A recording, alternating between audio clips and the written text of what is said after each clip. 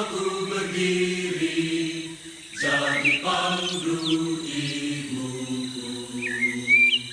Indonesia kebangsaanku, bangsa dan tanah airku.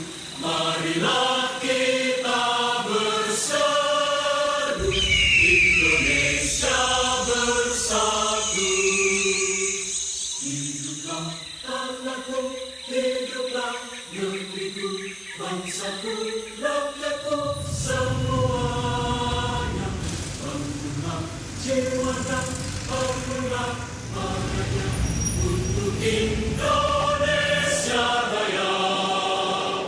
Indonesia Raya, merdeka, merdeka, tanahku, negeriku yang ku cinta. Indonesia Raya, merdeka, merdeka, hiduplah Indonesia Raya. Indonesia Raya, merdeka, merdeka, tanahku, negeriku yang ku cinta. Indonesia Raya, merdeka, merdeka, hiduplah Indonesia Raya. Kajian Islam ilmiah di Roja TV dan Radio Roja. ما من أيام العمل الصالح فيهن أحب إلى الله من هذه الأيام. Tidak ada hari-hari yang amal saleh di dalamnya lebih dicintai oleh Allah Subhanahu wa taala melebihi 10 hari pertama bulan Dzulhijjah. Saksikanlah kajian Islam ilmiah di Roja TV dan Radio Roja. Simak Radio Roja Bogor 100.1 FM, Radio Roja Majalengka 93.1 FM, Radio Roja Palu 101,8 FM, dan Radio Roja Bandung 104.3 FM. Menebar cahaya sunnah. Innal hamdalillah nahmaduhu wa nasta'inuhu wa nastaghfiruh.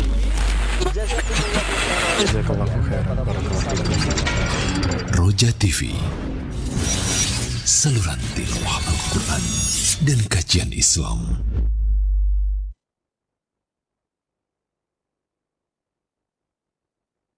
Assalamualaikum warahmatullahi wabarakatuh.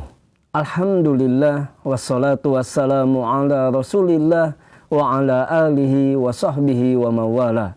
Saudaraku seiman dan seakidah, sahabat Roja dimanapun Anda berada, masih bersama dengan kami di saluran tilawah Al-Quran dan kajian Islam.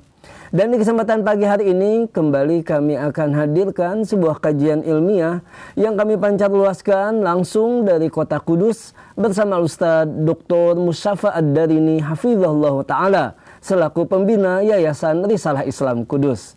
Dan di kesempatan pagi hari ini kembali kita akan mengkaji Sahih Fikih Sunnah dalam tema pembahasan hal-hal yang dibolehkan bagi seorang khotib. Saudaraku seiman dan seakidah, Anda dapat menyimak kajian ini dan Anda juga dapat mengirimkan pertanyaan melalui pesan WhatsApp di nomor 021 823 6543. Baiklah, untuk selanjutnya kita akan simak nasihat dari Al-Ustadz. Falyatafaddal mashkura. Bismillahirrahmanirrahim. Assalamualaikum warahmatullahi wabarakatuh. Alhamdulillahi rabbil alamin. Wassalatu wassalamu ala ashrafil anbiya'i wa sayyidil mursalin. Nabiina Muhammadin wa ala alihi wa sahbihi wa man tabi'ahum bi ihsanin ila yaumiddin. Allahumma inna nas'aluka bi asma'ikal husna wa sifatikal ula an tu'allimana ma yanfa'una wa an tanfa'ana bima 'allamtana wa an tazidana 'ilman wa 'amala wa an taj'ala hadzal 'amal khalisan liwajhikal karim wa an tusahhila lana umurana wa talabana fil 'ilmi wa an tusliha lana qulubana wa syu'unana kullaha wa alla takilana ila anfusina tarfata 'ain innaka waliyyu dzalika wal qadiru alaih. Para jemaah sekalian, kaum muslimin dan kaum muslimat, khususnya para pemirsa Roja TV dan para pendengar Radio Roja yang semoga dimuliakan dan dirahmati oleh Allah Subhanahu wa taala. Alhamdulillah, kita terus panjatkan puja dan puji syukur kita kehadirat Allah Subhanahu wa taala yang dengan nikmat-nikmatnya lah kita bisa melakukan kebaikan-kebaikan dalam kehidupan kita.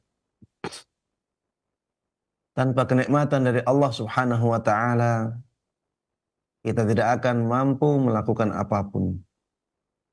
Oleh karenanya, marilah kita terus bersyukur kepada Allah Subhanahu wa taala atas nikmat-nikmatnya, sehingga Allah memberikan pahala yang agung kepada kita, menjaga nikmat-nikmat ini ada pada kita, dan memberikan kepada kita tambahan nikmat yang lainnya. Amin amin ya rabbal alamin.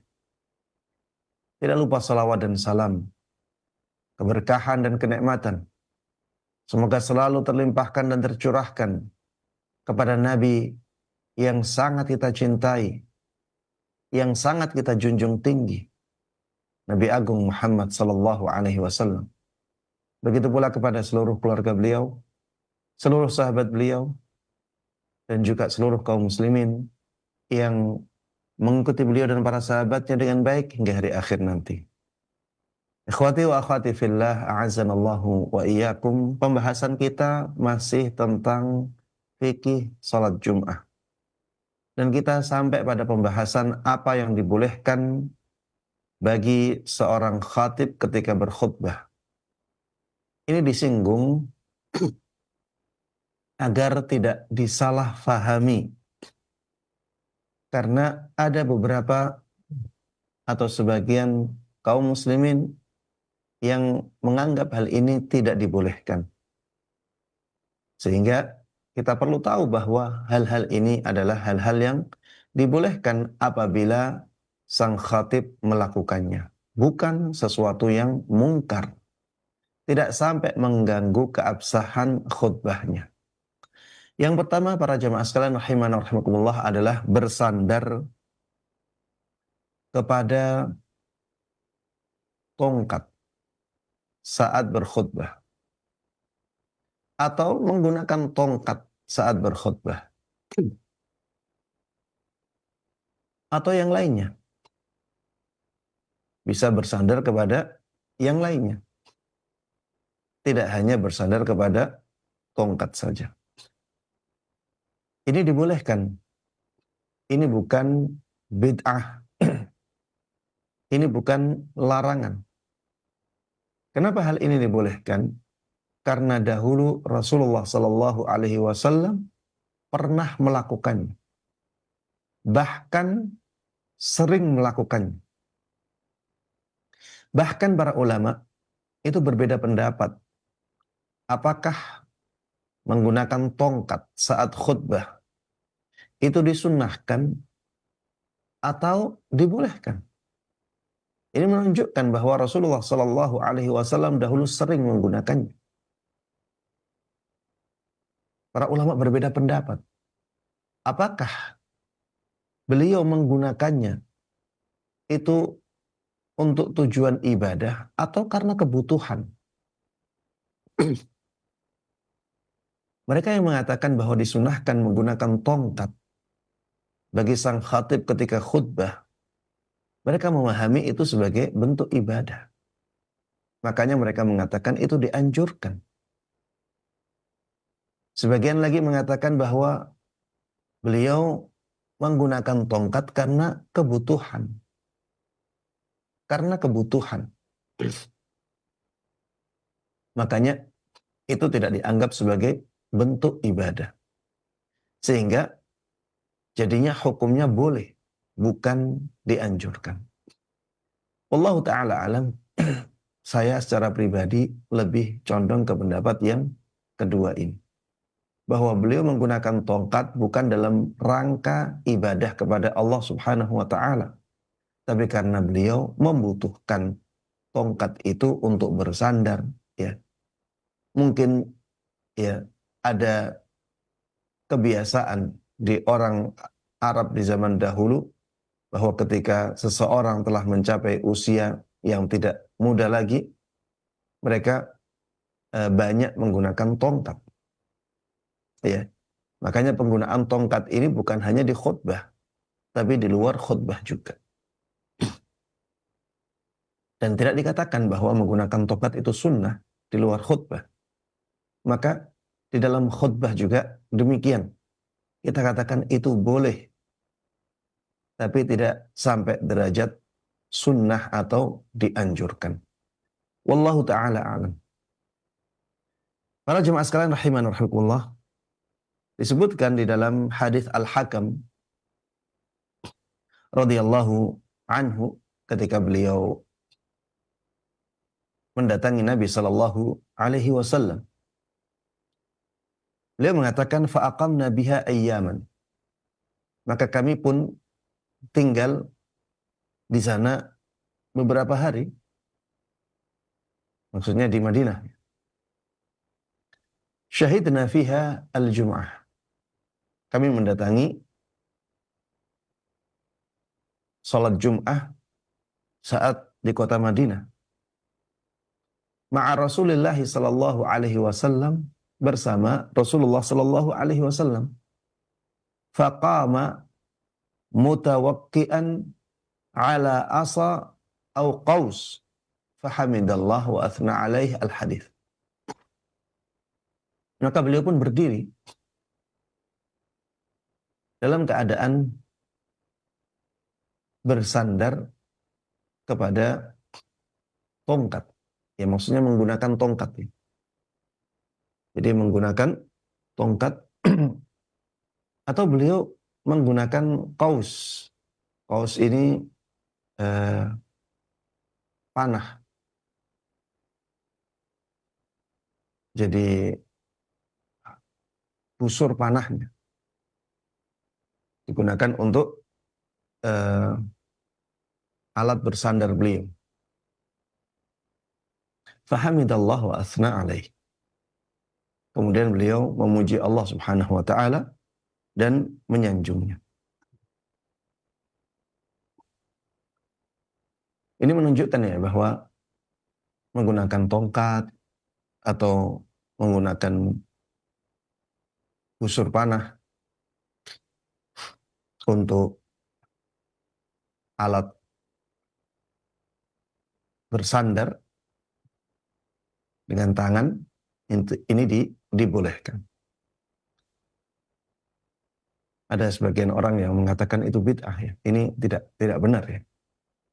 Tidak benar karena Rasulullah Shallallahu Alaihi Wasallam dahulu beberapa kali menggunakannya.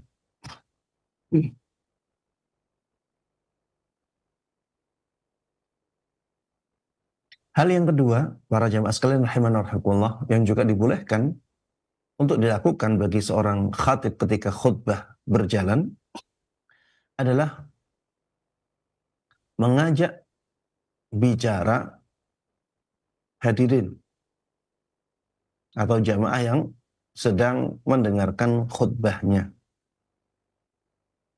Mengajak bicara hadirin yang sedang mendengarkan khutbahnya, siapapun dia. Ini juga sesuatu yang kalau kita tidak tahu, kemudian ada khatib melakukannya, bisa saja menjadi sesuatu yang mungkar. Sesuatu yang dianggap buruk. Atau bahkan sampai membatalkan khutbah. Padahal keadaannya tidak demikian. Boleh.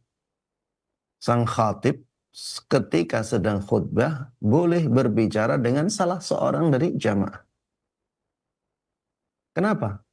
Karena Rasulullah Shallallahu Alaihi Wasallam dahulu pernah melakukannya. Beliau pernah melihat ada salah seorang sahabatnya telat.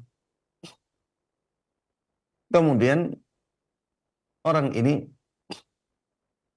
melangkahi pundaknya jamaah yang sudah duduk. Apa kata beliau? Beliau mengatakan, ijlis faqad adaita wa anait. Duduklah kamu. Kamu itu telah mengganggu orang lain dan kamu juga telah telat datang. Ini beliau lakukan di tengah-tengah khutbah beliau. Kemudian beliau juga pernah ya melihat ada orang yang pakaiannya menunjukkan pakaian orang yang sangat kekurangan sekali. Ya, dari pakaiannya kelihatan bahwa orang ini sangat kekurangan sekali. Ketika orang ini duduk di antara jamaah, Rasulullah Shallallahu Alaihi Wasallam bertanya kepada orang ini di tengah-tengah khutbah beliau, "As-sallait? Apakah engkau sudah sholat?" Maka orang ini mengatakan la. Orang ini mengatakan belum. Maka Rasulullah Shallallahu Alaihi Wasallam mengatakan, "Shalli, sholatlah kamu." Kemudian meneruskan khutbahnya lagi. Ini di dalam hadis ini Rasulullah Shallallahu Alaihi Wasallam mengajak bicara kepada salah seorang jamaahnya, dan jamaah tersebut menjawab pertanyaan Nabi Shallallahu Alaihi Wasallam, dan itu tidak dianggap sebagai perbuatan sia-sia, tidak membatalkan ibadahnya sama sekali. Ini tidak membatalkan khutbahnya Nabi Shallallahu Alaihi Wasallam. Ini juga tidak mengganggu pahala orang tersebut dalam menghadiri sholat Jum'ah. Ini dibolehkan, ya. Tentu ya jamaah yang tidak ditanya oleh Rasulullah Sallallahu Alaihi Wasallam tidak boleh berbicara. Tapi apabila ada jamaah yang diajak bicara oleh sang khatib, maka jamaah tersebut boleh mengatakan sesuatu sesuai dengan kebutuhan, sebagaimana yang terjadi dalam hadis ini. Para jemaah sekalian rahimana wa rahimakumullah, kalau misalnya dalam kondisi masjid itu di dalamnya longgar dan di luar sangat ramai, dan itu diketahui oleh sang khatib, maka di tengah-tengah khutbah sang khatib boleh memberikan penjelasan kepada para jamaah atau memerintahkan kepada para jamaah yang ada di luar untuk memasuki masjid.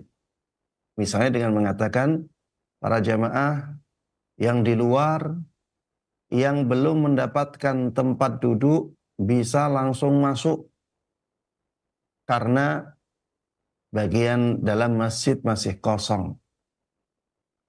Atau memerintahkan kepada para jamaah yang ada di dalam masjid untuk merapatkan barisannya dengan mengatakan misalnya, mohon maaf para jamaah yang ada di dalam masjid untuk merapatkan, dimohon untuk merapatkan safnya agar jamaah yang ada di luar bisa mendapatkan tempat yang lebih luas.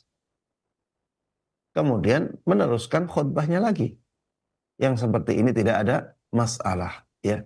Ini tidak membatalkan khutbah. Ini tidak mengganggu khutbah. Ini bukan sesuatu yang salah.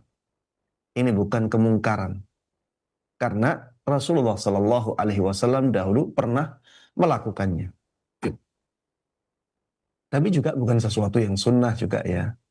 Tidak dikatakan ini sesuatu yang sunnah, ya. Tapi ini keringanan. Ini dibolehkan. Kemudian di antara yang dibolehkan bagi sang khatib ketika sedang berkhutbah adalah menganjurkan para jamaah untuk bersedekah kepada seorang fakir yang ada di masjid. Misalnya ketika sang khatib melihat Ada seorang yang sangat fakir sekali. Dia melihat orang ini sangat membutuhkan sedekah. Akhirnya memerintahkan kepada para jamaah, bersedekahlah kepada orang ini. Bersedekahlah kepada orang ini. Maka ini dibolehkan. Walaupun akhirnya para jamaah bersedekah saat itu juga. Disebutkan di dalam hadis yang diriwayatkan dari sahabat Abu Sa'id Al-Khudri radhiyallahu anhu, beliau mengatakan, "Ja'a rajulun yaumal jum'ah wan nabiyyu yakhthub." Di suatu hari Jumat ada seorang laki-laki datang ketika Rasulullah sallallahu alaihi wasallam sedang berkhutbah. Bihai'atin baddah, dengan keadaan pakaian yang sangat sangat memperhatinkan, ya, sangat kekurangan. Faqala lahu Rasulullah sallallahu alaihi wasallam, "As-sallait?" Maka Rasulullah sallallahu alaihi wasallam mengatakan kepadanya, "Apakah engkau sudah sholat?" Qala la. Maka orang ini mengatakan, "Belum." Jadi Rasulullah sedang khutbah, datang orang ini. Kemudian Rasulullah sallallahu alaihi wasallam memutus khutbahnya. Beliau memotong khutbahnya untuk bertanya dengan pertanyaan seperti ini. Apakah engkau sudah sholat? Dan orang tersebut bagian dari jamaah. Orang tersebut mengatakan la. Maksudnya belum. Qal, maka Rasulullah sallallahu alaihi wasallam mengatakan salli rak'atain. Beliau mengatakan salatlah 2 rakaat. Dan tidak cukup dengan ini. Beliau ketika melihat orang ini sangat membutuhkan sedekah, akhirnya beliau menganjurkan orang-orang untuk bersedekah. Wa hathan nasa 'ala sadaqah. Beliau menganjurkan, mendorong orang-orang untuk bersedekah. Fa'alqaw thiyaban. Maka akhirnya orang-orang tersebut melemparkan baju. Ya. Bukan hanya satu baju. Jadi melemparkan banyak baju kepada orang ini. Ini menunjukkan ya bahwa boleh bagi sang khatib untuk menganjurkan para jamaah untuk bersedekah kepada salah seorang jamaah yang ada di masjid tersebut.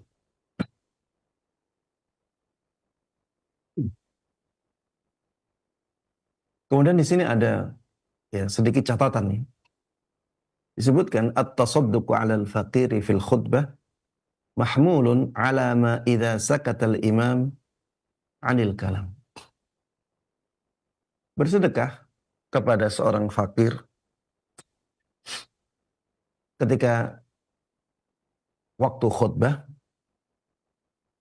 ini harus dibawa kepada keadaan ketika imam itu berdiam, ya. Jadi ketika imam diam dari pembicaraan atau diam dari khutbahnya.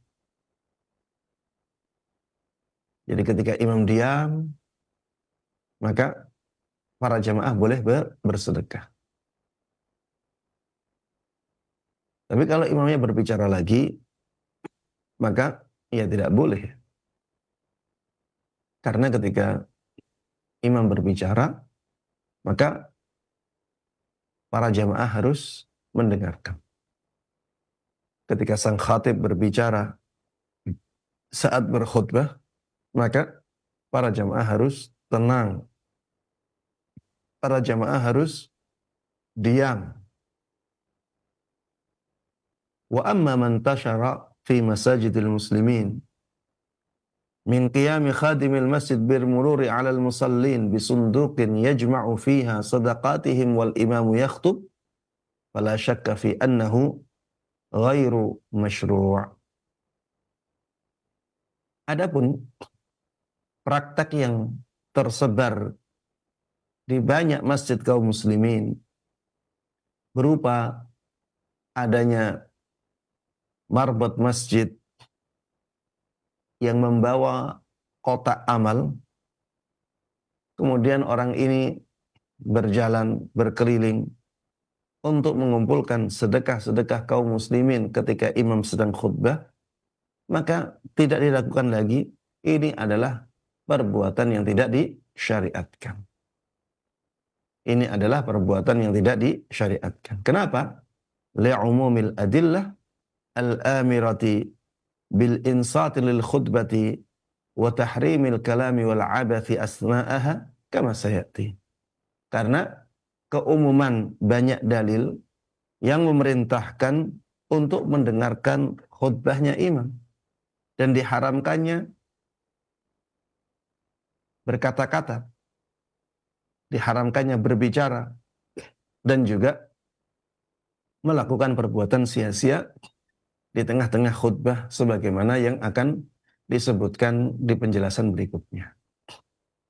Ya, para jemaah sekalian rahimani wa rahimakumullah, ini ada catatan yang bagus ya. Jadi ketika imam sedang berkhutbah tidak disyariatkan mengumpulkan sedekah. Apalagi biasanya yang terjadi di beberapa masjid kaum muslimin tidak ada pembicaraan imam tidak berkaitan dengan sedekah sama sekali. Berbeda dengan yang disebutkan di dalam hadis. Jadi ada orang kelihatan sangat miskin sekali datang ke masjid, kemudian Rasulullah Shallallahu Alaihi Wasallam bertanya kepada orang ini, apakah engkau sudah sholat? Orang ini mengatakan belum. Kalau begitu sholat 2 rakaat kamu. Kemudian Rasulullah Shallallahu Alaihi Wasallam menganjurkan orang-orang untuk bersedekah kepada orang ini. Akhirnya orang-orang pun bersedekah kepada orang ini dengan baju-baju mereka. Maka perbuatan mereka melemparkan baju-baju kepada orang ini sebagai bentuk sedekah, ini adalah respon dari dorongan Nabi Shallallahu Alaihi Wasallam kepada mereka untuk bersedekah. Dan ini harus dibawa kepada keadaan ketika itu Rasulullah Shallallahu Alaihi Wasallam diam, ya. Maksudnya tidak sedang berkhutbah, tidak sedang berkhutbah. Dan ini sangat berbeda dengan praktek yang terjadi di beberapa masjid kaum muslimin saat ini. Imam berkhutbah, seringkali khutbahnya tidak berkaitan dengan sedekah. Kemudian ada orang yang membawa kotak infak untuk mengingatkan manusia bersedekah. Atau kotaknya jalan sendiri, ya. Ini juga banyak. Jadi ada kotak di pinggir soft, ya, yang dijalankan. Kapan dijalankannya? Di tengah-tengah khutbah. Ini yang tidak baik, ya. Ini yang dikatakan tidak disyariatkan. Karena ketika khutbah itu kita diperintahkan untuk mendengarkan imam, mendengarkan khatib, memperhatikan apa yang disampaikan oleh sang khatib.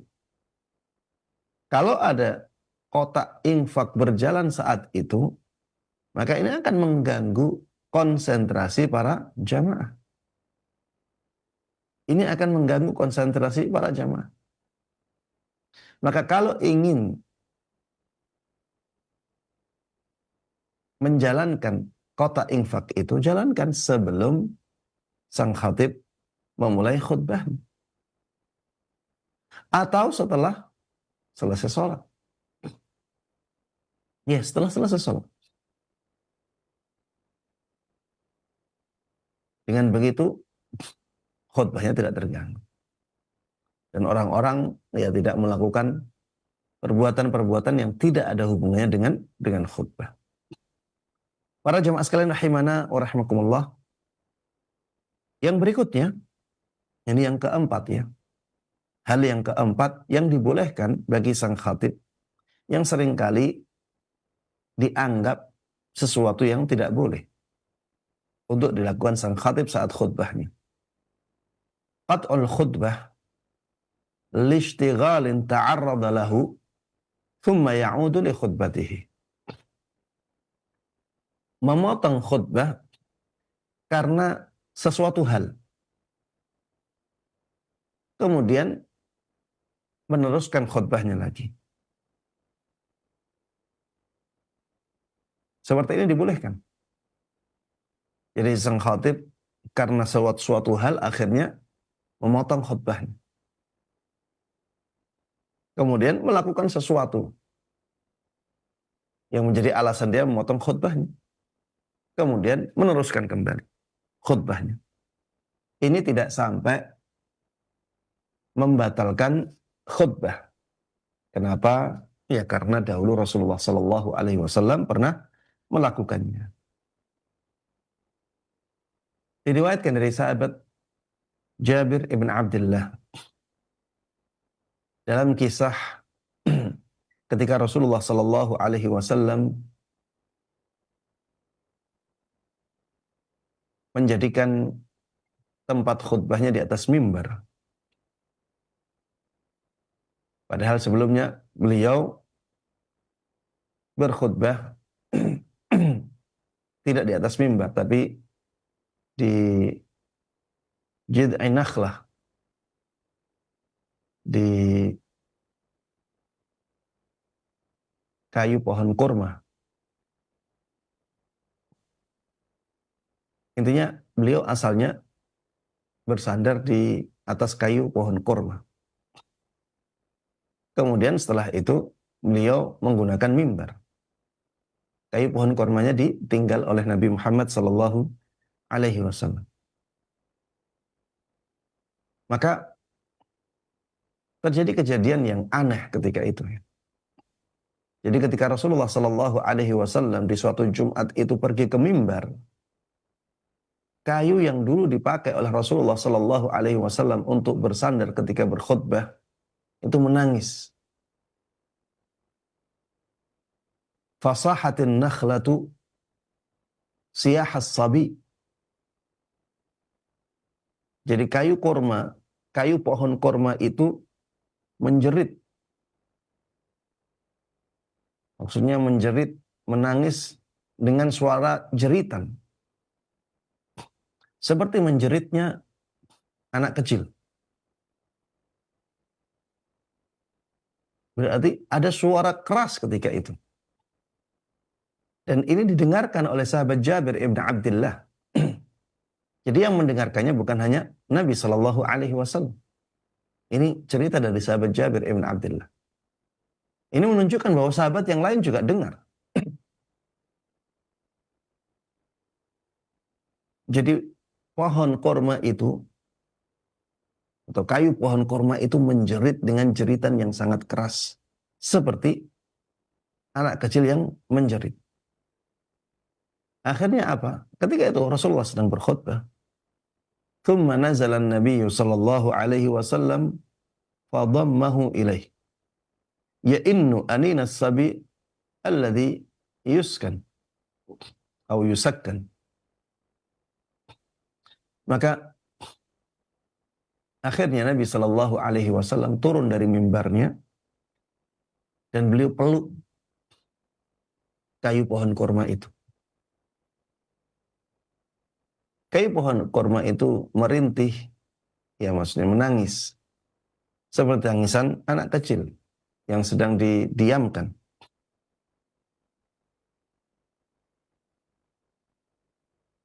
Ini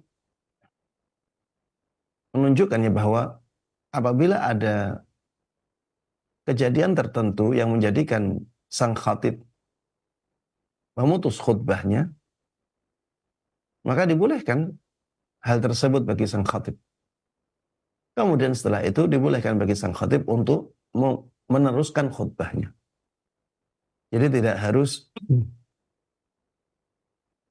memulai khutbahnya dari awal. Ada juga hadis dari Abu Rifa'ah radhiyallahu anhu. Ketika itu beliau mengatakan, intahaitu ila Nabi sallallahu alaihi wasallam wa huwa yakhutub. Sampailah aku kepada Nabi sallallahu alaihi wasallam ketika beliau sedang berkhutbah. Faqultu ya Rasulullah, rajulun gharibun jaa yas'alu an dinihi. Maka aku pun mengatakan kepada Nabi sallallahu alaihi wasallam. Jadi Nabi sedang berkhutbah, Abu Rifa'ah datang. Kemudian mengatakan, wahai Rasulullah sallallahu alaihi wasallam, ada orang asing yang datang yang ingin bertanya tentang agamanya. Maksud beliau diri beliau sendiri. Aku ini orang asing wahai Rasulullah, dan aku datang untuk bertanya tentang agama. La yadri ma dinuhu. Karena dia tidak tahu apa agamanya. Fa aqbala alayya Rasulullah sallallahu alaihi wasallam wa taraka khutbatahu. Mendengar itu Rasulullah sallallahu alaihi wasallam mendatangi Abu Rifa'ah dan meninggalkan khutbahnya. Hatta intaha ilayya. Sampai beliau datang kepadaku. Fa'ata bi kursiyyin hasibtu qawaimahu hadida. Lalu beliau mendatangkan satu kursi dan aku mengira kaki-kakinya terbuat dari besi. Faqa'ada Rasulullah sallallahu alaihi wasallam wa ja'ala yu'allimuni mimma 'allamahu Allah. Kemudian beliau duduk di kursi tersebut dan mulai mengajarkan kepadaku ilmu yang Allah berikan kepada beliau. Thumma ata khutbatahu fa atamma akhiraha. Setelah itu beliau memulai khutbahnya lagi. Maksudnya meneruskan khutbahnya lagi. Dan menyempurnakan akhir khutbahnya. Jelas ya? Di sini Abu Rifa'ah datang di tengah-tengah Nabi sallallahu alaihi wasallam sedang berkhutbah. Kemudian Abu Rifa'ah menyampaikan kabar tentangnya. Wahai Rasulullah sallallahu alaihi wasallam, ada seorang laki-laki yang asing datang kepadamu untuk menanyakan tentang agamanya. Maksudnya diri beliau sendiri. Karena dia tidak tahu apa agamanya. Maka Rasulullah sallallahu alaihi wasallam mendatangi Abu Rifa'ah. Bahkan duduk. Beliau cari kursi, kemudian duduk di dekat Abu Rifa'ah, mengajarkan ilmu yang Allah berikan kepada beliau. Beliau ajarkan kepada Abu Rifa'ah. Setelah itu beliau meneruskan khutbahnya dan menyempurnakan. Maka dari hadis seperti ini kita bisa simpulkan bahwa seorang khatib walaupun sedang berkhutbah, ketika ada sesuatu yang menjadikan dia harus memotong khutbahnya, maka dibolehkan bagi dia untuk memotong khutbahnya. Setelah kebutuhannya selesai, dia boleh kembali ke khutbahnya dan meneruskan khutbahnya sampai akhir. Para jemaah sekalian rahimana rahimakumullah, yang seperti ini ya, apabila dilakukan oleh sang khatib, maka harus ada pemberitahuan terlebih dahulu. Harus ada pemberitahuan terlebih dahulu. Kenapa? Karena ketika hal-hal yang seperti ini dilakukan tanpa pemberitahuan, maka dikhawatirkan akan menimbulkan kegaduhan. Karena tidak siapnya kaum muslimin menerima hal yang seperti ini.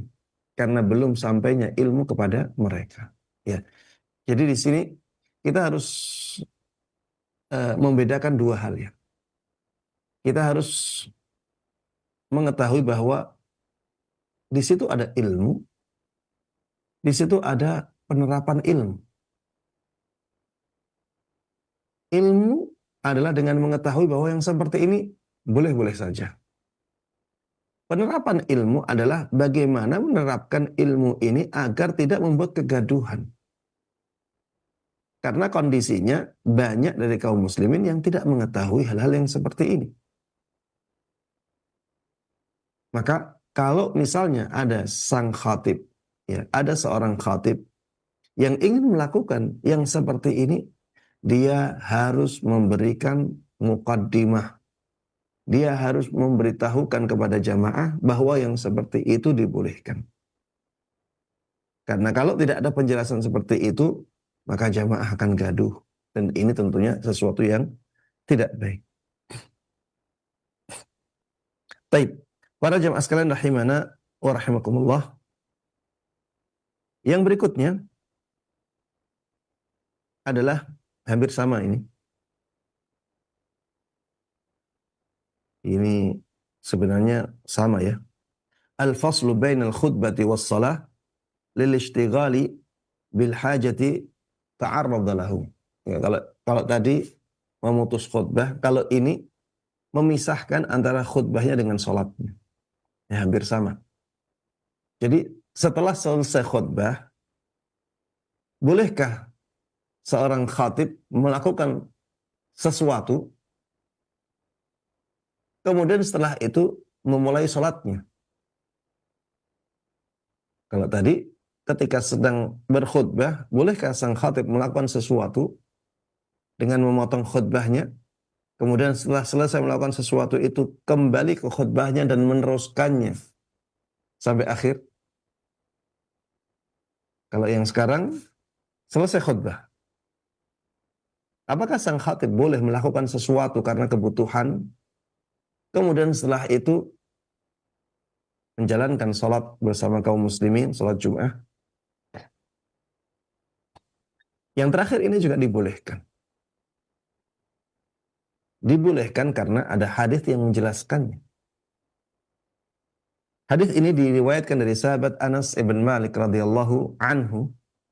Beliau mengatakan, "Laqad ra'aitu an-nabiyya sallallahu alaihi wasallam ba'dama tuqamu as-salatu yukallimuhu ar-rajul yaqumu bainahu wa bainal qiblah." Aku benar-benar telah melihat Nabi sallallahu alaihi wasallam setelah iqamah dikumandangkan, ternyata ada seorang laki-laki yang mengajak bicara beliau. Dan posisinya itu di depan Nabi Sallallahu Alaihi Wasallam. Jadi orang ini berada di antara Rasulullah Sallallahu Alaihi Wasallam dan kiblat beliau. Berarti benar-benar di depan Nabi Sallallahu Alaihi Wasallam. Orang ini mengajak bicara Nabi kita Muhammad Sallallahu Alaihi Wasallam. Fama zala yukallimuhu. Dan orang ini terus-menerus mengajak bicara kepada Nabi Sallallahu Alaihi Wasallam. Falaqad ra'aitu ba'dana yan'as min tuli qiyamin Nabi Sallallahu Alaihi Wasallam lahu. Bahkan aku benar-benar melihat sebagian dari kami itu sampai ngantuk. Saking lamanya Nabi Muhammad Sallallahu Alaihi Wasallam berbicara dengan orang tersebut. Jadi ini Rasulullah Sallallahu Alaihi Wasallam berbincang-bincang dengan orang tersebut dalam waktu yang lama. Sampai ada sebagian sahabat Nabi itu nggak tahan sampai ngantuk. Karena saking lamanya Rasulullah Sallallahu Alaihi Wasallam berbicara dengan orang tersebut. Nah, makanya kita katakan yang seperti itu tidak masalah. Karena Rasulullah Sallallahu Alaihi Wasallam pernah melakukannya. Tapi para jamaah sekalian rahimana wa rahimakumullah, inilah 5 hal yang dibolehkan bagi sang khatib untuk melakukannya saat dia sedang berkhutbah. Pembahasan yang berikutnya para jamaah sekalian rahimana wa rahimakumullah adalah pembahasan tentang hal-hal yang dilakukan oleh jamaah saat sedang khutbah. Hal-hal yang dilakukan oleh jamaah saat sedang khutbah. Kalau pembicaraan yang kemarin berkaitan dengan imam, ya, apa yang disunahkan, dianjurkan bagi seorang imam, apa yang dibolehkan bagi seorang imam atau seorang khatib, ya. Pembicaraan sekarang adalah tentang hal-hal yang berkaitan dengan jamaah. Hal-hal yang berkaitan dengan jamaah salat Jum'ah. Yang pertama adalah ad-dunuwu minal imam, yaitu mendekat kepada imam. Ini sesuatu yang dianjurkan sekali. Ini sesuatu yang dianjurkan sekali. Jadi kalau datang ke masjid, ya, jangan sampai memilih tempat yang di belakang. Kalau di depan masih ada tempat kosong. Subhanallah ya, saya sering pergi untuk menjalankan sholat Jum'ah di masjid-masjid kampung, di masjid-masjid daerah, di masjid-masjid pelosok. Dan saya sering melihat pemandangan yang kurang bagus ya. Jadi jamaah itu sudah datang di awal waktu sebelum khatib naik ke mimbar. Tapi mereka memilih tempat yang jauh dari khatib. Ada yang memilih tempat di teras. Padahal sudah datang ke masjid sebelum imamnya datang. Tapi milihnya di teras. Di teras pun di paling belakang, bersandar ke tiang. Ada juga yang memilih di dalam masjid, tapi milihnya di paling belakang, bersandar ke dinding. Dan antara dia dengan imam kosong. Maka para jemaah sekalian rahimanahumullah, ini adalah sesuatu yang tidak baik. Mungkin bisa kita katakan makruh, ya. Karena ada isyarat itu. Ketika kita datang ke masjid untuk sholat Jum'ah dan kita lihat di depan kita kosong, maka isi tempat itu. Mendekatlah kepada imam. Ada pahala di sana. Ketika Allah Subhanahu wa ta'ala membuka pintu pahala untuk kita, maka jangan kita sia-siakan. Para jemaah sekalian rahimanahumullah, ingatlah ya, bahwa pahala itu tidak bisa dibandingkan dengan kenikmatan dunia. Pahala itu sesuatu yang jauh lebih berharga daripada nikmat dunia. Kalau pahala yang didapatkan oleh seseorang yang melakukan amalan mendekat kepada imam itu diganti dengan 1 M atau 1 triliun pun, itu tidak bisa dibandingkan. Itu masih kurang. Ya. Karena pahala itu akan dinikmati oleh seseorang selama-lamanya di akhirat nanti. Sedangkan uang 1 M, uang 1 T, itu hanya sementara. Di dunia saja. Di akhirat nanti tidak bisa dinikmati lagi. Maka para jemaah sekalian rahimakumullah, bersemangatlah untuk melakukan kebaikan yang telah dibukakan pintunya di depan kita oleh Allah Subhanahu wa ta'ala. Di antaranya ad-dunuwu minal imam, mendekat kepada imam ini apabila keadaannya masih kosong, ya, yang di dekat imam masih kosong dan itu banyak.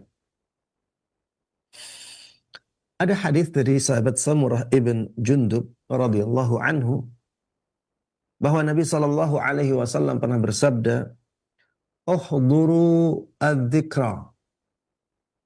Hadirilah majelis zikir.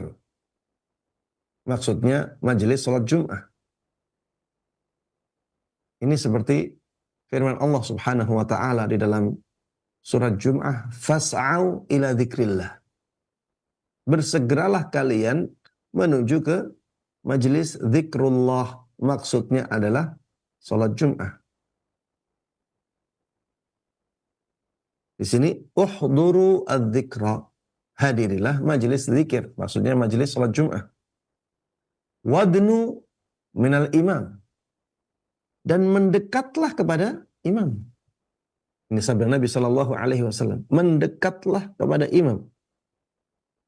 Fa innar rajul la yazalu yataba'adu hatta yuakhar fil jannah wa in dakhalaha. Karena seseorang itu apabila dia terus menjauh dari imam, maka nantinya di surga dia diakhirkan. Di surga dia diakhirkan. Walaupun akhirnya masuk juga. Tapi dia diakhirkan. Para jemaah sekalian rahimani wa rahimakumullah. Apakah kita senang apabila diakhirkan masuknya ke surga? Ya, tentunya tidak. Kalau kita ingin disegerakan dalam memasuki surga, maka mendekatlah kepada imam saat khutbah Jumat. Ya. Kalau ada tempat yang lebih dekat dengan imam, maka isi tempat itu. Itu sesuatu yang sangat bagus, ya. Itu diperintahkan oleh Nabi kita Muhammad sallallahu alaihi wasallam, dan tentunya ada pahala besar di sana. Ini juga mengingatkan kita kepada hadis Nabi sallallahu alaihi wasallam yang pernah kita bahas. Yang sebagian ulama mengatakan bahwa tidak ada hadis sahih yang pahalanya sebesar ini. Ini pahala yang sangat luar biasa. Dari sahabat Aus ibn Aus radhiyallahu anhu, dari Nabi sallallahu alaihi wasallam bahwa beliau pernah bersabda, "Man igtasala yaumal jum'ah wa ghassal." Barang siapa yang mandi di hari Jum'ah dan dia membasuh kepalanya, wa ghada wabtakar, dan dia berangkat untuk salat Jum'ah di waktu pagi, wa masya wa lam yarkab, dia berjalan kaki dan tidak naik tunggangan, tidak naik kendaraan, wadana minal imami wa ansat, wadana minal imami wa ansata wa lam yalghu, dan dia mendekat kepada imam, diam dan tidak melakukan perbuatan sia-sia. Tidak berbincang-bincang, tidak melakukan gerakan-gerakan yang tidak berguna. Kana lahu bikulli khutwah amalu sana. Maka dia dari setiap langkahnya mendapatkan pahala amalan 1 tahun. Qiyamuha wa siyamuha. Salat malamnya dan juga puasanya. Bayangkan ya, amalan setahun berupa amalan salat malam dan puasa, itu dia dapatkan dari setiap langkahnya. Setiap langkahnya ada pahala seperti itu. Di sini disebutkan wadana minal imam. Orang tersebut ketika masuk masjid mendekat kepada imam. Intinya mendekat kepada imam itu amalan ibadah. Ada pahala besar yang menanti kita ketika kita menjalankannya. Maka jangan sampai kita malas-malasan ketika sholat Jum'ah untuk mengambil tempat yang dekat dengan imam. Yang berikutnya para jamaah sekalian rahimani wa rahimakumullah adalah istiqbalul imam biwujuhihim wa huwa yakhtub. Menghadap kepada imam saat berkhutbah. Kita hadapkan wajah kita kepada imam saat berkhutbah. Ini dianjurkan.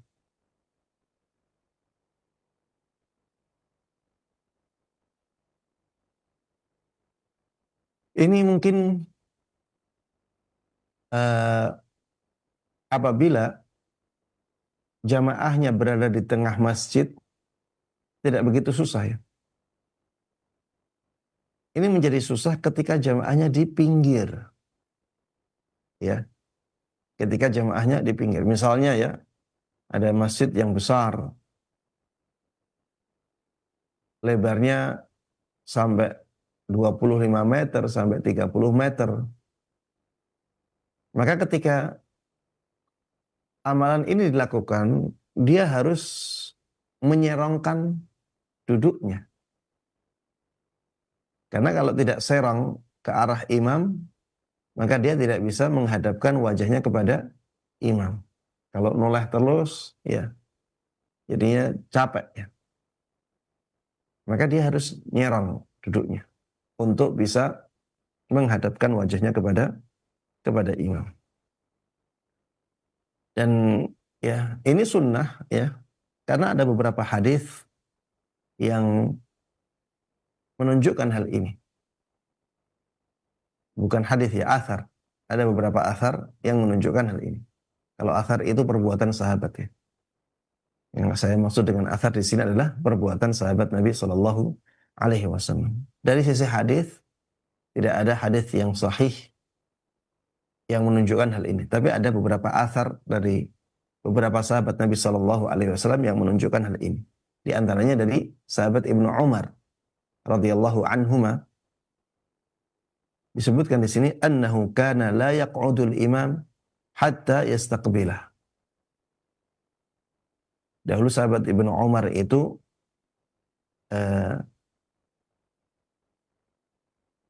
tidaklah imam duduk ya kecuali beliau menghadap kepadanya. Maksudnya menghadapkan wajahnya kepadanya. Duduk di sini maksudnya duduk di awal khutbah ya. Karena biasanya imam mengucapkan salam kemudian duduk. Ketika itu sahabat Ibnu Umar menghadapkan wajahnya kepada imam. Kemudian ada juga dari sahabat Anas ibn Malik radhiyallahu anhu annahu jaa yaumal jum'ah fastanada ila al-ha'id wastaqbala al-imam. Suatu hari ya, di hari Jumat, sahabat Anas ibn Malik ini datang kemudian bersandar ke salah satu dinding. Wastaqbal imam, dan beliau menghadapkan wajahnya kepada imam. Imam At-Tirmidzi dalam kitab sunannya mengatakan wal amalu ala hadha 'inda ahli al-ilmi min ashabin nabi sallallahu alaihi wasallam wa ghairihim yastahibbuna istiqbal al-imam idza khatab. Dan ini dipraktekkan oleh para ulama dari para sahabat Nabi sallallahu alaihi wasallam dan yang lainnya. Mereka menganjurkan orang-orang untuk menghadap kepada imam saat imam sedang berkhutbah. Ya intinya kita dianjurkan untuk menghadap kepada imam saat imam berkhutbah, dimanapun tempat duduk kita. Kalau di tengah, ya kita duduknya berarti lurus, ya. Kalau di pinggir kanan, berarti serang ke kiri. Kalau di pinggir kiri, berarti serang ke kanan. Baik. Yang berikutnya, para jemaah sekalian rahimana wa rahimakumullah, al-insatu lil khutbah wa adamul kalam fi athnaiha. Mendengarkan, diam untuk mendengarkan khutbah dan tidak berbicara saat khatib sedang khutbah. Ada hadis yang sering dibaca ya ketika akan memulai khutbah Jumat. Walaupun pembacaan hadis ini yang dilakukan terus-menerus ya, ini sebenarnya tidak ada tuntunannya. Tidak ada tuntunannya membaca hadis ini terus-menerus sebelum khutbah. Sebelum imam datang ke mimbar. Walaupun itu ya dilakukan di banyak masjid kaum muslimin, tapi kalau kita kembalikan ke praktek di zaman Nabi Shallallahu Alaihi Wasallam dan para sahabat beliau, tidak ada penjelasan tentang hal ini. Maka harusnya yang seperti itu tidak dilakukan. Ada hadis dari sahabat Abu Hurairah bahwa Rasulullah Shallallahu Alaihi Wasallam dahulu pernah bersabda, "Idza qulta li sahibika yaumal jum'ati ansit wal imamu yakhtub faqad laghauta." Apabila di hari Jum'ah ketika imam sedang berkhutbah, engkau mengatakan kepada sahabatmu, diamlah, maka sungguh engkau telah terjatuh ke dalam perbuatan sia-sia. Faqad laghauta. Sungguh engkau telah melakukan hal yang sia-sia. Ya, maksudnya di sini itu akan mengganggu pahala dia dalam mendengarkan khutbah. Ada hadis dari Amr ibn Shu'aib dari ayahnya, dari kakaknya secara marfu' dari Nabi sallallahu alaihi wasallam, "Wa man lagha wa takhatta riqaban nas kanat lahu zuhra." Barang siapa yang telah melakukan lagha, ya, perbuatan sia-sia, dan dia melangkahi pundak-pundak orang-orang, kanat lahu zuhra, maka Jumatnya menjadi zuhur. Pahala salat Jum'ahnya menjadi pahala salat zuhur. Maksudnya pahalanya berkurang dan tidak menjadi pahala salat Jum'ah yang sempurna. Di sini juga kita bisa memahami bahwa hal tersebut adalah hal yang tidak dibolehkan atau diharamkan. Ya, karena Rasulullah Shallallahu Alaihi Wasallam telah memberikan larangan dan ada juga pengaruhnya terhadap pahala. Oleh karenanya, ya jangan sampai kita bersuara ketika sang khatib sudah memulai khutbahnya. Kalau kita ingin mengingatkan orang lain untuk diam, ya ingatkan dengan isyarat. Ingatkan dengan isyarat. Misalnya isyarat seperti ini ya. Ini seperti ini boleh ya. Kalau memberikan isyarat masih boleh. Tapi kalau bersuara, maka itu tidak boleh. Kenapa tidak boleh bersuara? Ini kan mengingatkan orang. Maka jawabannya, bayangkan kalau setiap orang melakukan hal yang sama. Maka bukan kegaduhan berakhir, tapi masjid menjadi semakin semakin gaduh. Makanya tidak boleh mengeluarkan suara. Agar imam ketika berkhutbah itu suasana benar-benar hening, benar-benar khidmah, jamaah tidak terganggu dengan suara. Tapi para jamaah sekalian rahiman rahimakumullah, insyaallah kita akan lanjutkan pembahasan ini di mungkin 1 bulan setelah ini ya.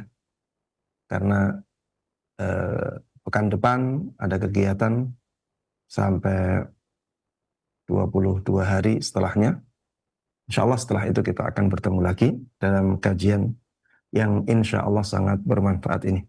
Demikian, kurang lebihnya mohon maaf, dan mari kita tutup kajian ini dengan doa kafaratul majlis. Subhanakallahumma wa bihamdika asyhadu an la ilaha illa anta astaghfiruka wa atubu ilaik. Assalamualaikum warahmatullahi wabarakatuh. Waalaikumsalam warahmatullahi wabarakatuh. Kami ucapkan jazakallahu khairan kepada Ustaz Dr. Musyafa Ad-Darini hafizahullah ta'ala yang telah membimbing kita di edisi kajian pagi hari ini langsung dari kota Kudus. Dan kami ucapkan pula jazakumullahu khairan untuk sahabat Roja dimanapun Anda berada. Semoga ilmu yang kita pelajari di kesempatan pagi hari ini menjadi ilmu yang bermanfaat, yang membaikkan dan membaguskan amal-amal kita. Kami mohon maaf atas pertanyaan yang belum bisa dijawab di kesempatan pagi hari ini. Semoga Allah pertemukan kita kembali di kesempatan yang akan datang. Kita tutup dengan akhir majelis. Wassalamualaikum warahmatullahi wabarakatuh. Radio Roja Bogor 100.1 FM, Radio Roja Majalengka 93.1 FM, Radio Roja Palu 101,8